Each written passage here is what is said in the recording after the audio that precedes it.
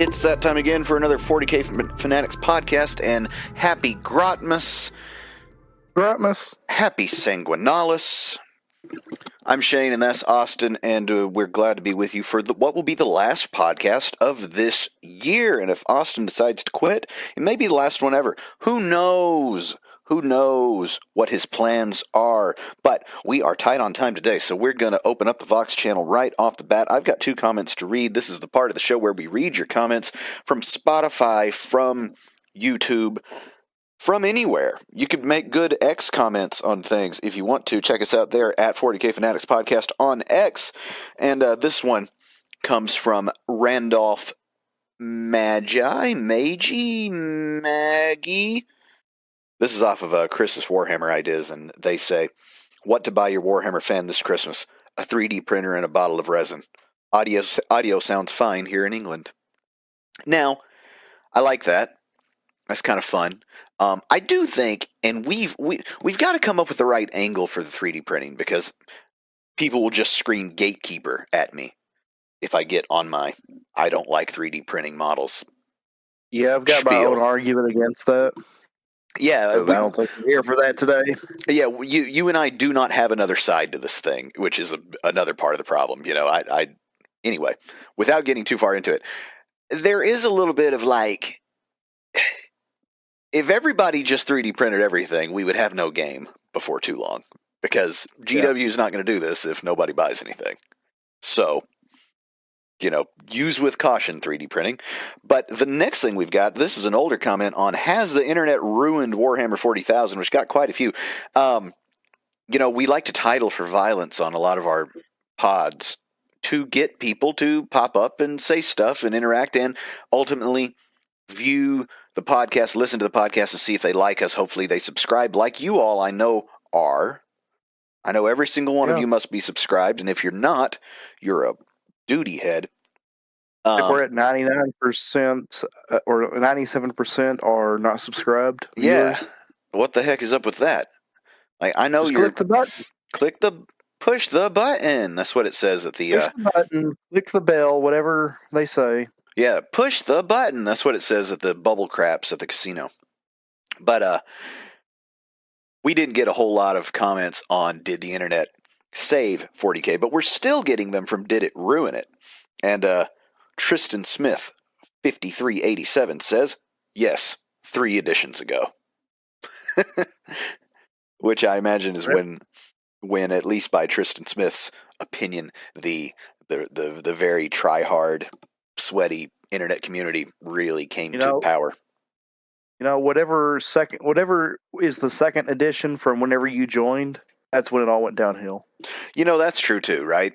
There comes to be a point where, like, you know where how the sausage is made and the stuff you're used to, and then it's been iterated on enough that a lot of that stuff is no longer in it, and now it's new stuff, and then we're all just old men yelling at clouds, which is funny.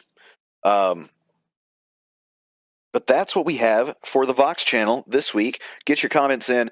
We had some Spotify comments too. I didn't grab one because I think they're for next week's pod, but you can comment there as well. And I would say Spotify is the best place to listen. Apple Podcast is a thing that exists too, if people are still using that. But Spotify is the move. We would like to have you over there so that we can get obnoxious ads for, you know, HelloFresh on there at some stage and get money, get paid. Oh, yeah. Today we're going to talk about we're going to do a Grotmas Roundup. You pitched this one. This is like top 4 things or top 3 things from both of us, because we love a list. We love to make this sports radio. Of things that we did and things that happened in 40K / Games Workshop / miniature hobbying at large, personally and otherwise. But before that, we must open up the bits box. Open it up. What did you do in the hobby this week, Austin? Well, not a lot of hobbying with the Christmas time around. Too busy buying and shopping and wrapping and all that stuff. So it's mainly just been a bit of a theory list building ideas for next year. Yeah, I floated because I got the new Forces. I got the Forces Fantasy book, and I'm super hyped for the High Elves, which I mean, it feels like they're coming quarter 1 of next year, right? Isn't that sort of what people feel like it's going to be? Yeah, probably. I'm betting either February. February, March, because Empire of Man is like hot off the heels of Christmas. They're coming out like New Year's Day, I think. Yeah, they look good. Very busy models, the Empire of Man.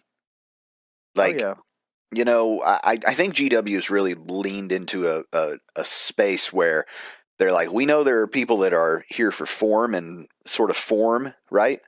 So the posing and the sort of shapes and the volumes that you can paint, and then they know that there's other people that just want a lot of little crap because yeah.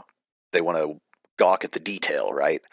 And in every range now, there's both styles. If you're Age of Sigmar and you're playing the, gosh, what are they called? The human faction at Age of Sigmar. He's a Sigmar. Cities of Sigmar, those dudes have more little crap on them than anything I've ever seen. And then on the other hand, you can paint Ghost and Flesh Eater Court, who are just, fleshy, interestingly, dynamically posed statues, right? Yeah, just contrast paint those up, and you're good to go. Oh, yeah, or do crazy lighting schemes and just go full ball sack on all those big, big open volumes. Yeah. It's neat. It's neat, of course, and then you have, the that Empire of Man for Age of Sigmar, or the Cities of Sigmar for Age of Sigmar, really does have a lot of like Golden Demon options, because with all that little crap on them, if you then paint it like those guys paint it, it's a thing to behold. Oh yeah, they are definitely full of Golden Demon bait. Tons of it. A None lot of of those that in generals old. on horseback. Yeah, none of that in Old World. It is the opposite, and I like it. I'm so hyped for my High Elves. GW doesn't even know how much money it's about to get from me when they give me something to buy. But we were talking in the local Old World chat about getting a campaign started, because I want to. What I really want to do is pressure you into actually painting your stuff and getting some progress done. And I pitched, like, what if we start at 500 points and bump it up like 250 every, just no more often than we want. And I was talking directly to you. And then I said, other people can join. And then everybody got mad because they don't want to paint anything. And I'm like, well, you know what? The invite list so far is Austin. So you guys can do what you want. Well, that's the only people playing. Yeah, you and me. You and me, and you've got 2 armies, so you'll just be doing. You'll have to play mirror matches at your house against yourself, goblins versus dwarves, to get your campaign games in. What do they call the campaign in Old World? Oh, I don't even know. I think it's just a. Is it They Crusade? don't really have. Crap. I can't remember what it's called, but in actual Old World, they do have a linking narrative in the core rulebook, which is kind of like one battle after the other, a branching sort of thing. Not really an escalation league. Sure, but I mean, like, your units get names and they gain experience and all that, don't they? I don't think so. Oh, well, maybe I'm tripping. That seems like a cool thing. Well, anyway, in my hobbying this week, I had a disaster. Oh, really? Man, so I got those possessed for my birthday, and my plan is to make them like purpley, fleshy dudes, okay? Because they've got all these warp mutations. Okay, so this Chaos Space Marine's possessed. Look them up; they're cool. The kit is interesting. It's very monopose, like everything's sort of cut in half in all sorts of weird ways, but they're super good. They look incredible. They have quite a few different options for bits that you can do, and so I went all tentacles and fleshy parts. Reason being is that I got these guys to be my test case for the way I'm going to paint Vashtor the Archifane. So I'm thinking he's going to be like a sort of purple yet fleshy sort of guy, and then he'll have all his armor and stuff, and that should look really good. First one, I tried to do this multiple passes of airbrush of various purples and flesh tones and things, and it was terrible.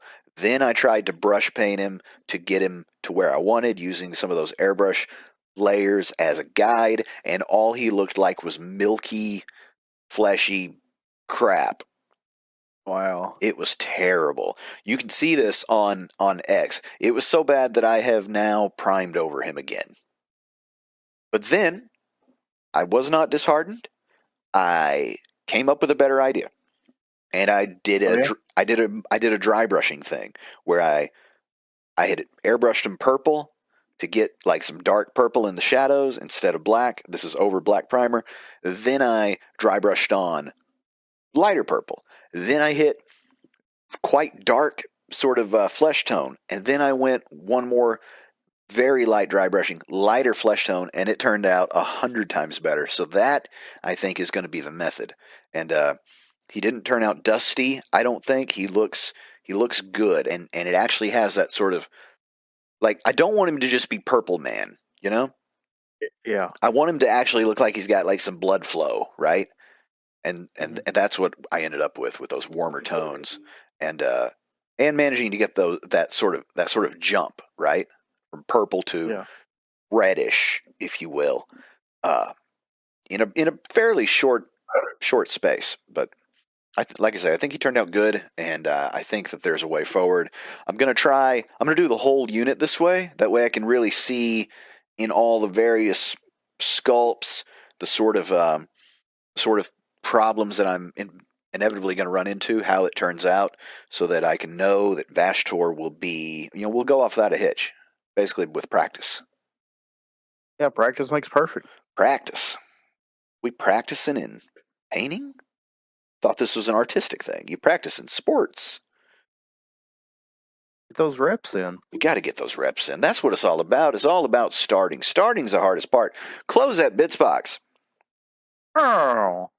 All right, we're going to get into our main topic, and this is our Grotmas Roundup. So this is 2024, things that happened to 40K, to Games Workshop, in the hobby, to us even. Things we learned, things we did, stuff we want to do.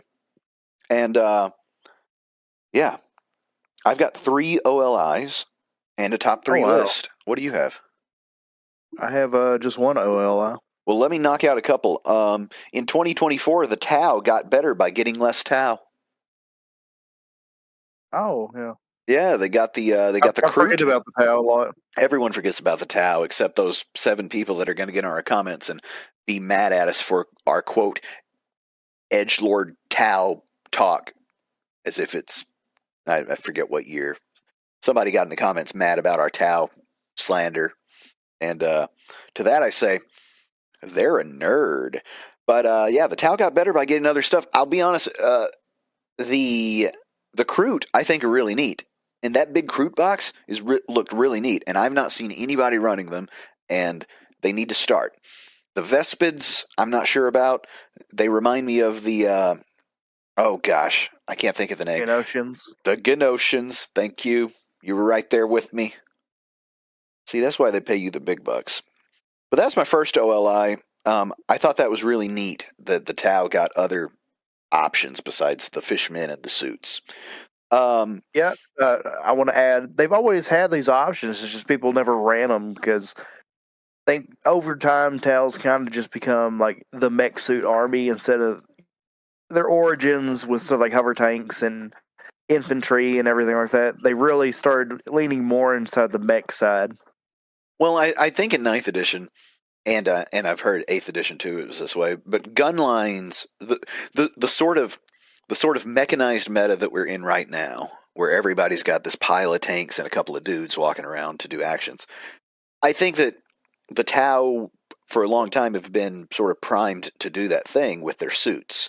And so the people that were into that, whether for a competitive advantage or because they like that, it's sort of like fed on itself.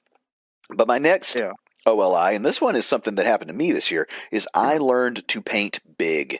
And what I'm talking about is painting vehicles, painting big old monsters, painting stuff that just has making big old panels interesting. That's what I did this year with my Lord of Skulls, with my Vindicator tank, with my Land Raider most recently. that was a whole new kind of thing that now I'm not quite as afeared to do a vehicle. It's not my favorite thing to do, but it is. It has been a development. But you now have an OLI. My OLI is the Game Fest, the NEA Game Fest we attended, or I attended at least. Yeah, I didn't make it. I was busy that whole week playing piano various places. But yeah, tell us about it. It was a good time. It's a good time just to hang out with the local gamers and everything, playing fun games and seeing what everyone's about in their tabletop experiences. Seeing the big 40K tournament, seeing the Old World tournament, uh, spending time with fellow gamers and being in that kind of environment. It's nice. It's a bit of a different thing when you get away because they had a 2-day GT at the Game Fest, and it was it was as sweaty as you can imagine. But it's interesting when you get away from that and then go play other miniatures games and other tabletop games, and it's a very different energy that that I think we may not get enough of as 40K fanatics. Yeah, that's why I did the tournament one year, and then this year I decided to hold off and kind of experience the whole thing, and I think I did better that way. Yeah, there's a bigger world out there than just sweating at a tournament 2 days. Yeah, definitely. Little RTTs are enough for me. You know, you play 3 games in a row. I usually go like 1-2, maybe 2-1. Never in any danger of winning the thing. And so it's like, well, that's good. I got 3 games in, but honestly, 1 game a day is enough for me. If we're being honest, you know, it takes about the same time as a round of golf sometimes, which I got to play yesterday in the cold. That was nice. I was terrible. My last OLI is my airbrushing. My airbrushing has taken a leap in 2024 and has gotten to a place that I feel like I can really get around. I have determined that I think I need a new, nice airbrush. I think there are seal problems in the one that I use. So, I've talked at length about the joys of the priming airbrush, the $20 priming airbrush from Harbor Freight. Everybody that has an airbrush compressor needs to go buy one of these $20 airbrushes because you're going to run your primer through them. It's going to save your other airbrush from getting gunked up with primer because whatever's in the primer that makes it primer doesn't like your airbrush. However, this thing's $20. Clean it 4 or 5 times, and when you get tired of cleaning it, throw it in the trash and go get yourself another $20 airbrush. Like, I know you got it. You're painting $60, $80, $100 models with it, you know? But I think I need a new, nice airbrush because I'm not. I think with these possessed recently, it was a 2-part problem. 1, it was a poor idea, and 2, I was fighting the whole time with the equipment on the execution. So I kind of never had a chance, is how I feel about it. Let's see. How about your number 3? We're to your number 3, aren't we? Oh yeah. All right. Number 3 is. These might seem kind of like recent choices, but I feel like Games Workshop's kind of had a bunch of big moves within the past month or 2. Yeah. But my number 3 is the deluge of Grotmas detachments we've been getting. I feel like they've really reinvigorated 40K. Yeah, I agree with that. I think maybe next week we'll do a Grotmas roundup where Grotmas detachment roundup where we talk sort of winners and losers maybe of Grotmas detachments because it's neat how absolutely everything's getting one, has got one, etc. Wild. Yeah, I mean, people for a long time have been bemoaning their lot in life to just have one index detachment from now till the cows come home, and all of a sudden you've got options, at least 2 now, but then and they're usually fun. They're almost always fun, and the other thing that I like is they're different from the one that you've got. Now, whether or not they're better, we'll talk about in our winners and losers. But if I'm an army that doesn't have a codex anywhere in sight, I'm just glad to have some options because, I mean, look, guys, I know this is an unpopular opinion, but you don't actually have to play the most optimal list, army build, detachment, synergistic thing every single time you play. You can just throw some stuff together that looks fun and go try it out. It won't hurt anything. Like nobody's keeping your stats. There aren't any scouts that are going to give you a scholarship for this, right? It'll be fine. Trust me. You have any more on that? Just like I said, diverse new options. The Custodes vehicle one really surprised me because that's not usually something I think about with Custodes. But yeah, what we got? Space Wolves left. I don't know. I can never keep That's what straight someone was how saying in the many. chat. It may be.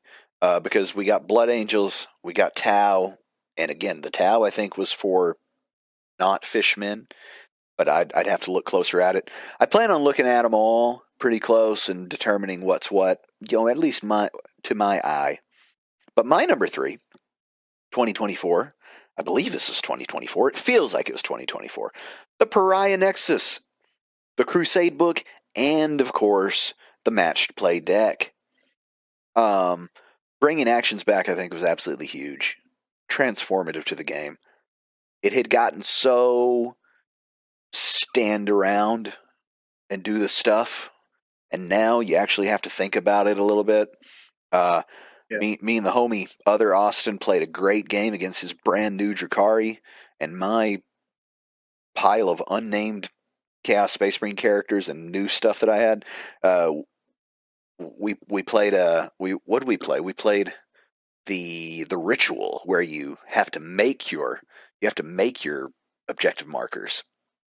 Oh. And yeah, I made a couple of objective markers over by my Lord of Skulls and just dared him to come and get it. And he kind of tried to fight a battle on 2 flanks, and that didn't work out. But man, it was fun. And I'm really enjoying the Pariah Nexus and the deck. And more than that, the idea that they could just make a new deck, call it whatever, and we could sort of have a whole new way to play. And it's not like we can't go back and play Leviathan if we feel like it, which I think is neat. Oh.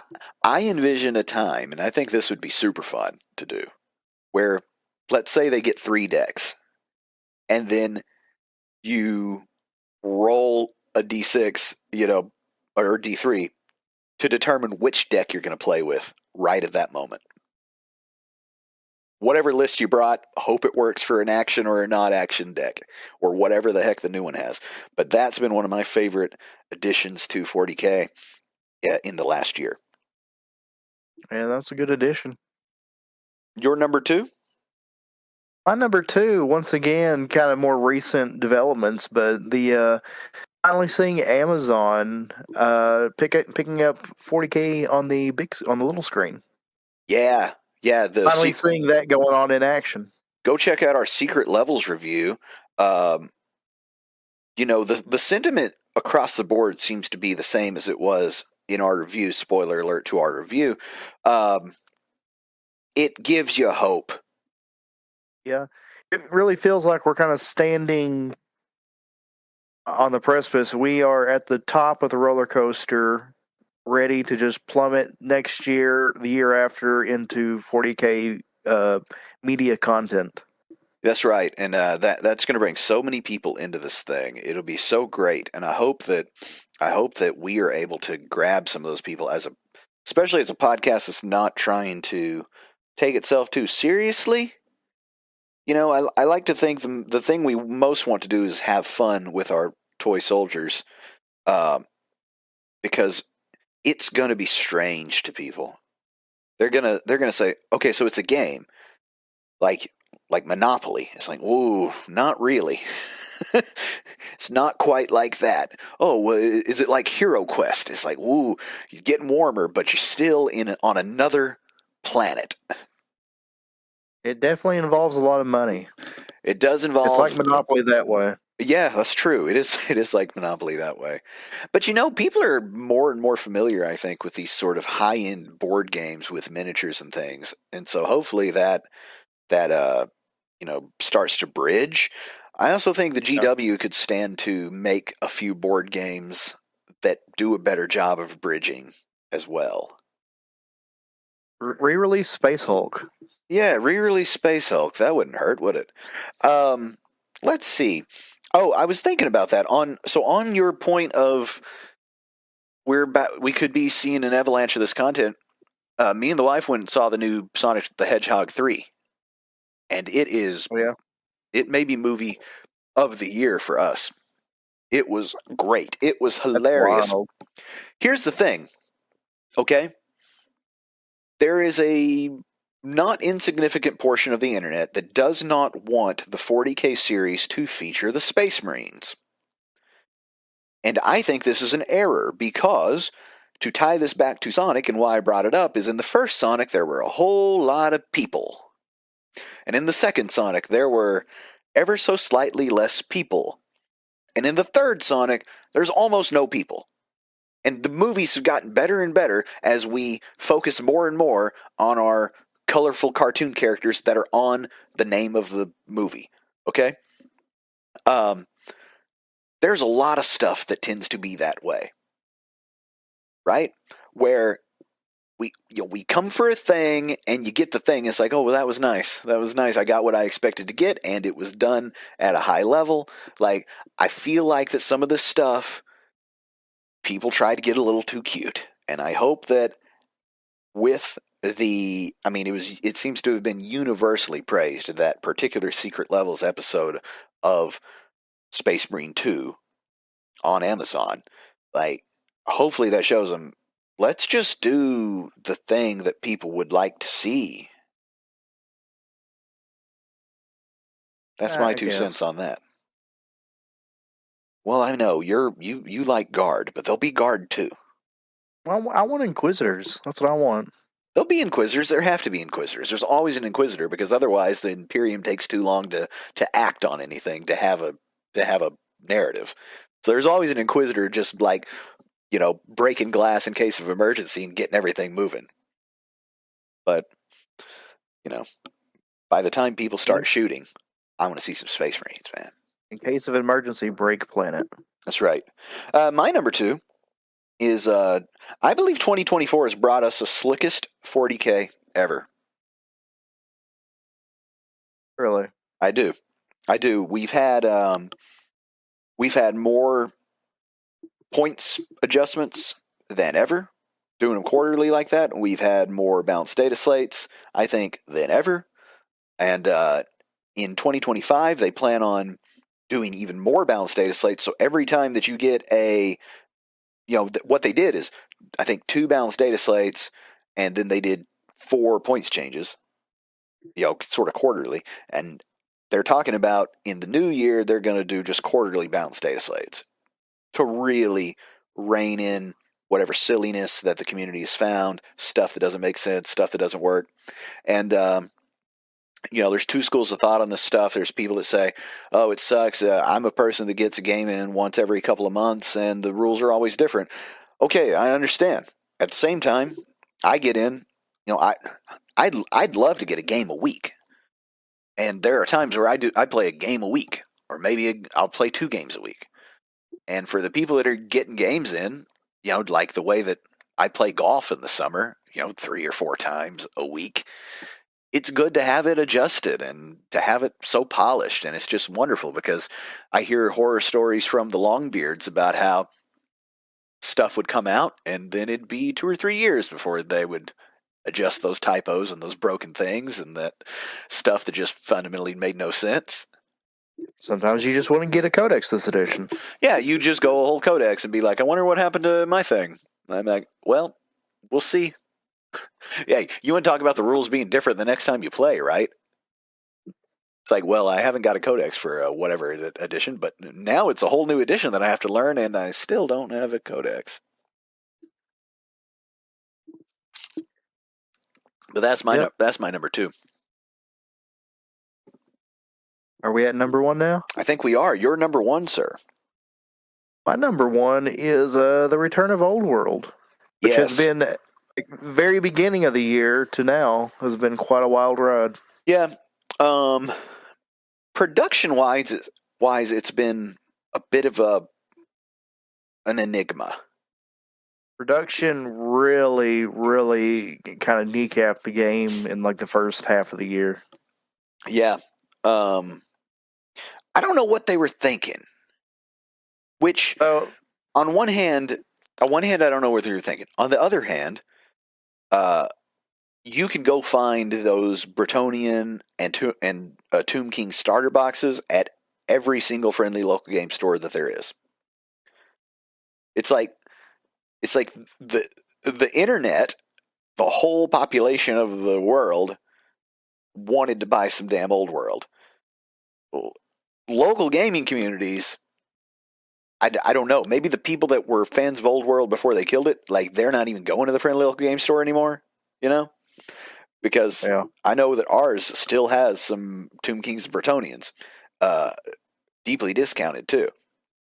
And it's like, I don't know. I don't know. But I know when the game came out, they weren't quite sure how popular it was going to be, so they really, really gave it the bare minimum to just get it out the door. And then it turns out everyone wanted this, and they're like, "Oh, well, crap, we didn't actually plan this out production-wise correctly." So you had just like a big bottleneck going on where everything would be sold out the day it released. It'd be sold out for like a couple months. Yeah, and it's not just. Go ahead. I was saying, and then Dwarves. I think there was some kind of rearranging of the release schedule with Sigmar Sigmar 4th edition coming out. So that kind of disrupted that. So Dwarves were delayed like 3 months, I think, because they showed them off in the spring, and then they finally released them late summer. Yeah, it's been bizarre. I'm still waiting on stuff to buy. Yeah, but they're ramping it up because we had after Dwarves, we had Warriors of Chaos not too long after. Then Empire is coming now, and then I'm without a doubt, Elves are coming up like on the heels of the Empire. Yeah, I can't wait. It's you know what I like about it is it's such a silly game. It's totally different. You know, it's from a different age. It is. So me and the wife played Judge Dredd the other day, which is very similar to Necromunda, and she got tilted at one point because, you know, Necromunda, Judge Dredd, they're a very 80s kind of skirmish game where you roll a die and sometimes you're like, nope, so that doesn't work. And that's it. And that sucks.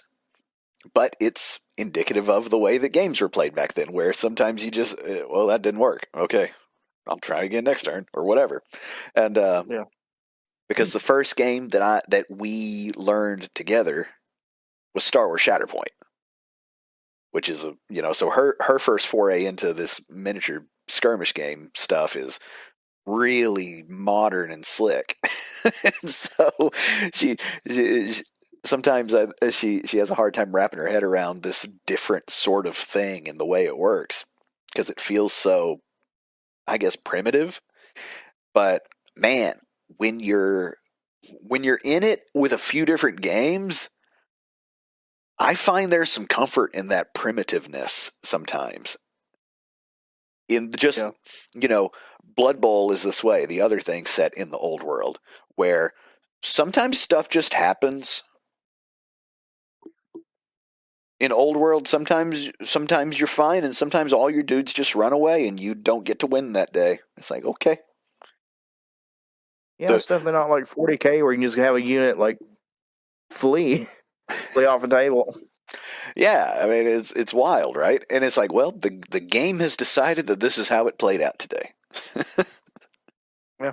Yeah. Maybe you had some input, but you can't really be sure. But my number one, very selfish number one, it's the Chaos Space Marine Codex. Really? Oh yeah, I've had so much fun with that, man. First of all, they gave me. It was early in the year. They gave me so many detachments, Austin. So many detachments.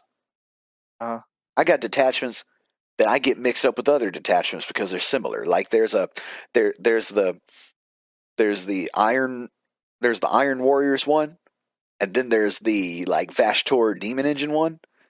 So that's like 2 tank detachments. I don't need that. wow. They've got one for Oh, heck. cultists. Like I'm never going to use that, but I might. Probably You be are fun. totally spoiled. I'm spoiled rotten. It's got crusade rules that just go on and on and on about how you can turn your guy into a demon prince at some stage. That's wild. I know, it's great. The book is beautiful. It's the first codex that I've got to buy. So, maybe the news not wore off. I know that places on the internet just hate books and all the rules should be free and they don't want any stories or any fluff or anything. And fine, you bunch of boring folks. But I've really enjoyed reading through it. I didn't even have any interest really in Vashtor the Archifane until I read his lore in the Codex. It's just fun, man. And I've got so many things. I've got so many detachments. The pictures I find inspiring. So that's my favorite one. And I imagine for anybody that's kind of like us, where we just sort of have a few collections, like proper collections of armies. Getting your codex is the top of. I mean, that's the event of the year. I know Zach. Yeah. He got his codex. He got the Orcs codex too. Shortly Yeah, he after I was got mine. tickled. Oh, He it's was tickled green. tickled green because he likes to run the one where you push the button. So Yeah. you push the button and random stuff happens. He plays that. He played that at the GT callback to the Game Fest. He didn't win anything because if there's one thing that doesn't work for competitive 40K, it's pushing a button and random stuff happening. But damn it if it's not fun. I mean, that to me, that if you aren't going to a tournament to win, taking a list like that is definitely the way to go because that is just maximum fun throwing in just chaos, randomness into a tournament setting and just seeing what kind of havoc you can toss up in that environment. Oh yeah, because I mean, there's nothing stopping you from sometimes just getting lucky and smashing people that have no business being smashed. It's like, well, how'd that happen? Who rolled this hand grenade? I'm sure your opponent would also kind of appreciate that breath of fresh air, not running into the like mathematically tuned list and just kind of a whatever comes list. We are so negative on competitive 40K. What are we gonna do? We're gonna have to find a third man and try not to corrupt them to our ways. We're going to interview the next year's local champion of the tournament. Just interview them. Yeah, that's a good idea. Let them give you their spiel on it. Yeah, maybe they can give us a list analysis and see if we both pass out. Why are you so serious about toy soldiers? What is it that brings you joy in rolling all these dice twice? Well, that's probably it. That's our lists of things that we liked from GW 40K etc. in 2024. But get in the comments and let us know what you liked, didn't like, all that. Maybe you learned how to 3D print stuff and now you've got 17 armies. That'd be interesting. Tell us what you're looking forward to in 2025. It's right around the corner. Yeah, what's the next codex supposed to be in 2025? Guard and Eldar. Guard and Eldar. Yeah, that's going to be good. Are you excited for Guard? I don't know. It's a lot of deathcore stuff. It is a lot of deathcore stuff. But they'll have other stuff. I'm excited. Yeah, they're gonna legends the stuff I like. No. Yes, No. they are going to legends my command squad attachment guys. Well, you can always play them with me. Oh. I don't mind some legends. I want to get one of those brass scorpions. What is it? Is it the Great Brass Scorpion? If anybody's like got that. one of those they're trying to move because it's legended and you think you should light it on fire. Oh, by the way, bonus fry here. In the Grotmas calendar, the Death Watch came back. Almost as though they had never left. They were returned with their own detachment, bringing back all the Death Watch kill teams. And the homie Craig, who has the, various season invitationals at his house, I said, aren't you glad you're not an army burner? And he said yes. But, someone sell me the Brass Scorpion for cheap because it's legend, but also you might get to use it before you know it. You never know.